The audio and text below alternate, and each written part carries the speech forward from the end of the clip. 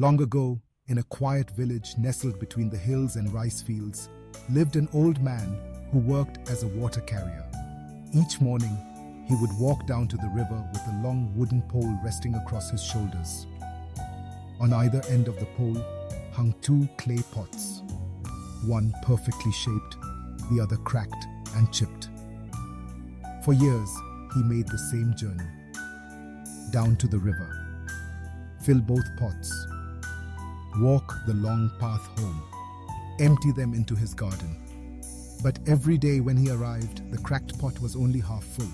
As the days passed, the cracked pot became increasingly burdened, not by the weight of water, but by the weight of shame.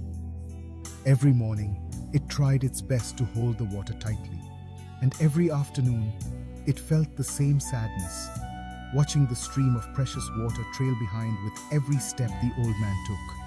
It whispered to itself, "I was made to carry water, but I cannot fulfill even that simple purpose. I am weak. I am broken. I am a failure." One morning, unable to bear the guilt any longer, the pot finally spoke. "Master, please forgive me. For all these years, I have leaked. While the other pot gives you everything it holds, I give you only half. You deserve better than me." The old man stopped walking. He turned to the pot, gently touching its cracked side.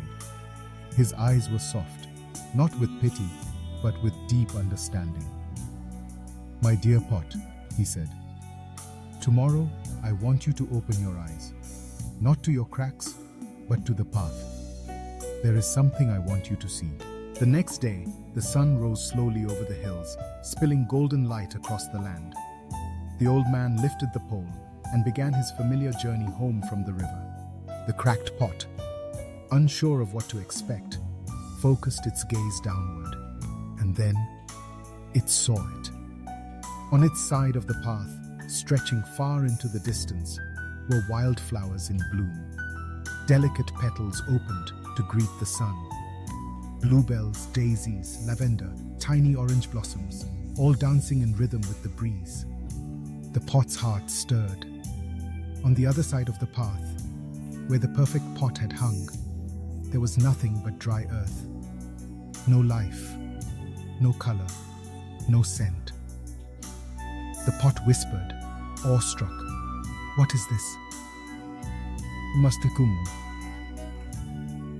The old man smiled, his voice full of joy. "This beauty is because of you. I knew you were cracked, so I planted seeds along your path, and every day, as you dripped water, you gave them life. You thought you were flawed, but you were the only one who could do this." For the first time in its life, the pot was silent, not from shame, but from awe. All this time, it had believed its cracks made it useless. But now, it understood. Its imperfection had created something beautiful. Its flaw had become a blessing. It began to see itself differently. The crack that once brought sorrow was now a symbol of service. The slow drip of water was no longer a mistake. It was a gift. "I thought I was broken," the pot said quietly. "But I was exactly what was needed." And in that moment, it discovered something that many of us take a lifetime to learn. It is not perfection that makes us valuable, but purpose. The cracked pot is not just clay. It is every person who has ever felt less than whole. It is every soul who has carried pain quietly, unsure if they are enough. We live in a world that worships perfection. Perfect smiles, perfect outcomes, perfect lives.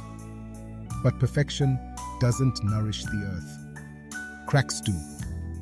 Cracks let the water flow. Cracks let the seeds grow. Cracks make room for light and truth and beauty. You may feel invisible, broken, insignificant. But somewhere along someone's journey, your words, your kindness, your presence has planted something they will remember. Not because you were perfect, but because you were present. The old man didn't fix the pot. He honored its crack. And through that crack, life happened. So if you're carrying your own brokenness, don't hide it. Let it water the world around you.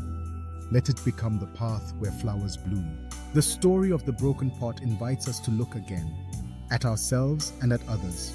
Instead of asking, "Am I good enough?" try asking, "What flowers have grown because I kept walking anyway?" And instead of hiding your flaws, share them, gently, honestly, with grace. Because someone is walking behind you, watching your journey, and drawing strength from your courage. So keep walking, cracks and all. Keep leaking love, hope, and small acts of goodness. The world is waiting for your kind of bloom. If this story touched your heart, don't forget to subscribe to Lotus Lantern Tales. Let us walk with you each day, through stories that heal, inspire, and remind you that you are never alone.